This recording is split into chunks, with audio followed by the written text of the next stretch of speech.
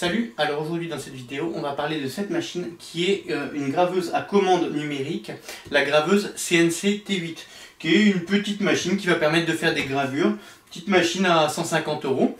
Et aujourd'hui dans cette vidéo on va voir comment est-ce qu'on peut la brancher à l'ordinateur et la faire fonctionner.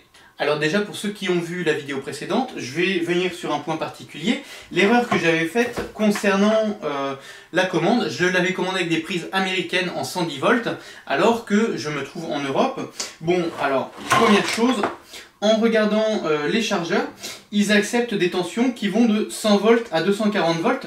Ce qui fait que j'ai juste eu à changer ce câble là. Et puis là on a les fameuses prises classiques qu'on peut retrouver sur les ordinateurs avec tour et puis écran.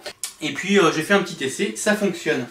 Et concernant le chargeur 12 volts, là je me suis contenté de couper la prise et puis de mettre une prise européenne. Et puis pareil, input voltage, 100 volts, 240 volts, 50 Hz, 60 Hz. Alors maintenant, première chose, le branchement. On va avoir besoin de brancher les deux chargeurs. Et puis ensuite, ici, il va bien falloir faire attention parce qu'il n'y a pas de détrompeur et ça c'est dommage. On met bien le 12 volts, le petit chargeur sur le 12 volts et puis le 24 volts sur le 24 volts. Bien sûr l'interrupteur il faut qu'il soit sur off. Voilà, et donc ensuite on va avoir le câble USB qui est fourni. Cette partie là on va la brancher sur l'Arduino sur le côté, ici. Et puis on va se brancher sur le port USB de l'ordinateur. Voilà, là on a le petit son qui nous indique qu'il a bien détecté l'Arduino.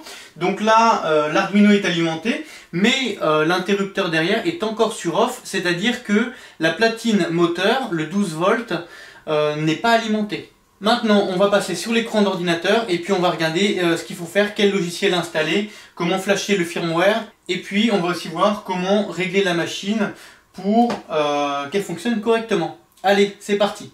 Alors maintenant, ce qui va se passer, c'est que l'ordinateur va rechercher des périphériques, mais ne va pas trouver le bon périphérique pour la CNC T8. Et puis donc, c'est-à-dire qu'il va rechercher les pilotes pour connecter ce périphérique, mais il ne va pas trouver. Donc, on aura un périphérique détecté mais non reconnu, et il va falloir qu'on installe le pilote nous-mêmes. Enfin, du moins pour les personnes qui n'ont jamais connecté un Arduino à l'ordinateur avant. Alors donc première chose qu'on va faire, déjà on va aller sur le site Gearbest, sur la page de la CNC T8, et puis en descendant,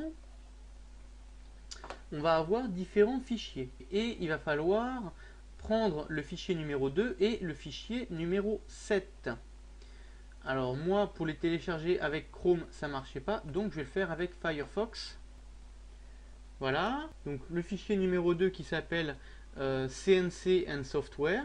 Et l'autre fichier, celui qui va nous intéresser, c'est le numéro 7 qui va s'appeler Software for Flashing Firmware. Alors, on va avoir ensuite reçu ces deux fichiers qui sont aux IP, il va falloir les dézipper. Et puis ensuite, alors CNC for Software and Driver, on va aller dans Driver. Et puis CH340, ça c'est le driver qu'il va falloir installer. Donc, il faut encore le dézipper, extraire ici, voilà, tac. Installe, ok, et c'est tout. Et là maintenant, si on retourne regarder dans périphérique et imprimante, on n'a plus le petit point d'exclamation. Si on regarde USB Serial CH340 COM4, tout fonctionne bien. Ensuite, Software for Flashing Firmware, on va dézipper Xloader et puis on va lancer Xloader. Xloader, ça va être cette petite fenêtre ici comme ça. Et puis, alors ensuite, on va retourner dans téléchargement. Et donc là, on va avoir deux fichiers. Et ça, ces deux fichiers, c'est les fameux firmware qui vont permettre de contrôler notre Arduino pour en faire une machine CNC. Alors, petite manipulation un petit peu bizarre. Moi, j'ai flashé avec celui-là directement, ça n'a pas fonctionné du premier coup. Par contre, j'ai flashé avec celui-là, puis j'ai flashé avec celui-là ensuite. Et ça a fonctionné. Bon là je suis sur un autre ordinateur, donc on va le faire en direct ensemble et voir si ça fonctionne. Alors, déjà donc Arduino Mega, non ce n'est pas un Arduino Mega, c'est un Arduino Uno. Le port COM, normalement si on n'a que la machine CNC de connecter, on n'en a qu'un seul. Ensuite, baud rate, donc ça c'est la vitesse de communication. 115 200, c'est ça. Et puis HEX file, il va nous demander de sélectionner. Donc on va sélectionner d'abord celui-ci, ouvrir, upload. Voilà, là maintenant c'est terminé. Et puis on va recommencer l'opération avec GRBL 9. Alors moi c'est comme ça que j'ai fait et ça a fonctionné. Alors maintenant j'ai peut-être fait une erreur aussi. Pourquoi il faut flasher 2 fois? Je ne sais pas, c'est un petit peu bizarre. Je me suis peut-être trompé, n'hésitez pas à le dire en dessous dans les commentaires. Voilà, donc là maintenant GRBL9 est installé sur notre machine. Donc maintenant on va installer le logiciel de commande de la CNC. Et puis on va lancer GRBL Controller 361 Setup. OK. I accept. Next. Next. On va mettre une petite icône sur le bureau. Next. Et on le lance. Donc ça, c'est le logiciel qui va nous permettre de contrôler la machine CNC. Et maintenant, ce logiciel, il va falloir le connecter avec le port série à la machine CNC. Seulement, c'est un port série, donc si on connecte directement, ça ne va pas marcher. Il faut d'abord déconnecter celui-là. Voilà, donc on ferme le flasher de firmware. Et puis ensuite, donc ici, COM4, vitesse du port 9600, ça c'est pas bon.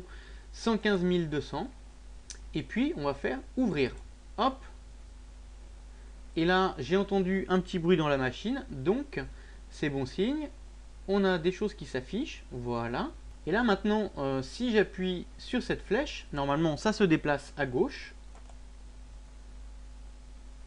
et ça ne marche pas, error, undefined feed rate, ok, il faut en fait taper une commande et cette commande c'est G0 espace F200. Et cette commande G0 F200, il faudra la taper à chaque fois qu'on lance la machine. Voilà, et ensuite on fait entrer.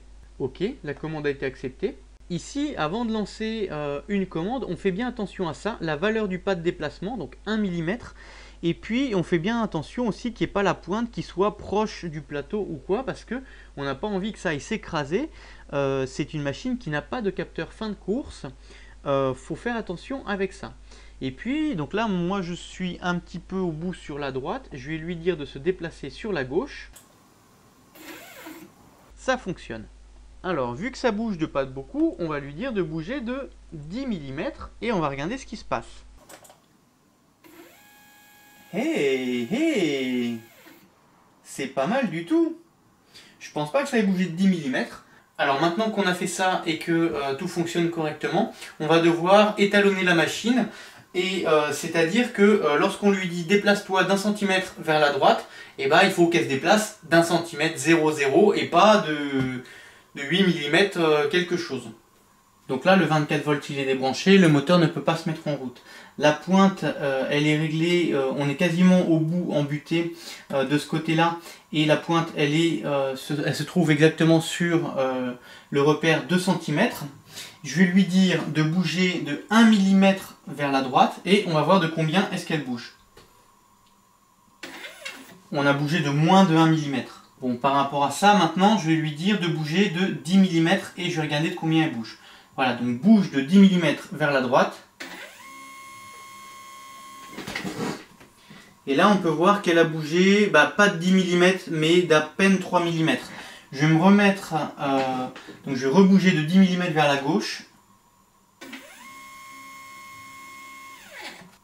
Et maintenant, pour faire mon étalonnage, je vais lui dire de bouger de 100 mm vers la droite, dans la mesure où je sais que 100 mm, elle va bouger de moins en réalité. C'est bon, hop.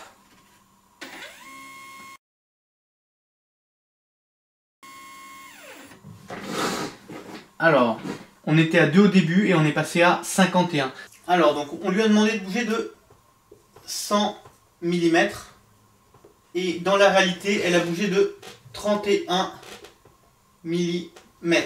Là, on va avoir une ligne particulière qui va être intéressante où il est écrit $100 égale 250 et c'est step par millimètre. On est sur des moteurs pas à pas, donc 250 pas par millimètre pour l'axe DX, $101 250 pas par millimètre, et pour l'axe DZ 250 pas par millimètre. Ce qui commande la machine, ce sont des moteurs pas à pas. Et dans les paramètres, ici, il est écrit que pour bouger d'1 millimètre, eh ben, il y a 250 pas par millimètre. Et ça, c'est ce qui est réglé actuellement. Donc, 250, c'est le paramétrage qu'on a. On va faire un produit en croix pour obtenir nos 100 mm. Donc, si on fait 100 fois 250 divisé par 31, on obtient 807. Maintenant, 807, c'est pas un nombre tout à fait rond, donc on va arrondir à 800. Et puis, on va mettre ce 800 dans le programme pour faire fonctionner avec la machine, et on va vérifier, voir ce que ça donne. Alors, donc le signe dollar, il est à côté de la touche entrée, donc $100 égale, par rapport au calcul qu'on vient de voir, 800. OK. $101 égale 800, entrée. $102 égale 800, entrée. Et là, pour verrouiller ces paramètres, on va faire $, entrée. Voilà, et c'est-à-dire que maintenant, si jamais je ferme le programme et que, hop, voilà, je relance, voilà, je le connecte, donc toujours COM4 115200, le port COM peut changer, hein. Voilà, il va se lancer, et là maintenant, on peut voir que les paramètres ont changé et sont bien enregistrés, $100, $101 et $102, voilà, parce que justement, on a fait $, entrée. Par contre, il y a toujours cette fameuse commande qu'il faut réécrire à chaque fois. G0 espace F200. Entrée. Voilà. Et donc là maintenant, si je lui demande de se déplacer d'une valeur de 10 mm sur la droite,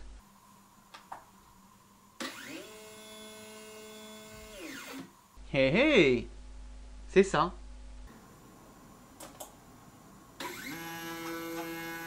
Reculer le plateau de 10 mm, le plateau recule de 10 mm. Remonter l'axe DZ de 10 mm. L'axe DZ remonte de 10 mm. Maintenant, départ broche.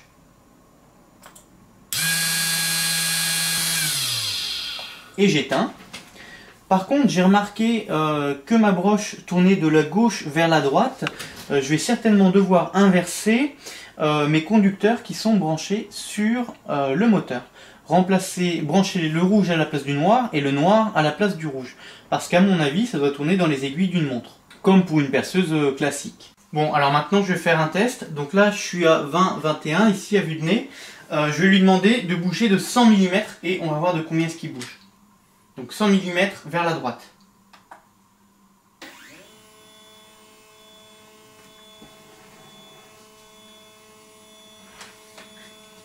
Donc on devrait arriver à 12 ici.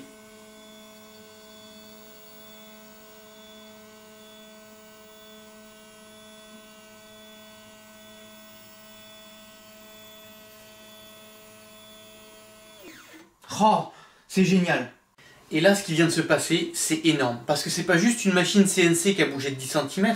Non, c'est toute la puissance d'Arduino. Parce que demain, au lieu de mettre un petit moteur comme ça, je sais pas, on met un bon truc bien balèze. Et au lieu de faire des déplacements de 10 cm, on fait des déplacements d'1 mètre. Et ben, on peut créer une machine CNC qui est énorme. On remplace ce moteur par une torche plasma et puis on va faire un robot de soudure, ou alors même je sais pas, on va remplacer ces moteurs pas à pas par des gros moteurs et puis au lieu d'avoir ça, on va mettre par exemple un godet à béton et puis on va être capable d'imprimer des maisons en 3D. Enfin, quelles sont les limites de cette petite carte Arduino?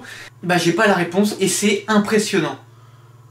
Alors voilà, la vidéo de paramétrage de cette machine CNC T8 est maintenant terminée. Alors j'aurai l'occasion de revenir dessus pour expliquer comment est-ce qu'on fait pour réaliser des gravures avec cette machine. Mais ça implique d'apprendre des logiciels, il y en a plusieurs. Il faut d'abord que je me fasse un petit peu la main dessus avant de vous faire une vidéo. Et puis également, le but derrière tout ça, c'est de réaliser des circuits imprimés pour les Arduino. Donc c'est pareil, il va falloir que j'apprenne à utiliser des logiciels de conception de circuits imprimés. Voilà, j'espère que cette vidéo vous aura plu. Si vous avez aimé, mettez un like, un commentaire, n'hésitez pas à la partager. Ça participe à m'aider pour la visibilité de la chaîne. Et puis voilà, je vous souhaite bon courage pour vos projets et je vous dis à plus tard. Salut!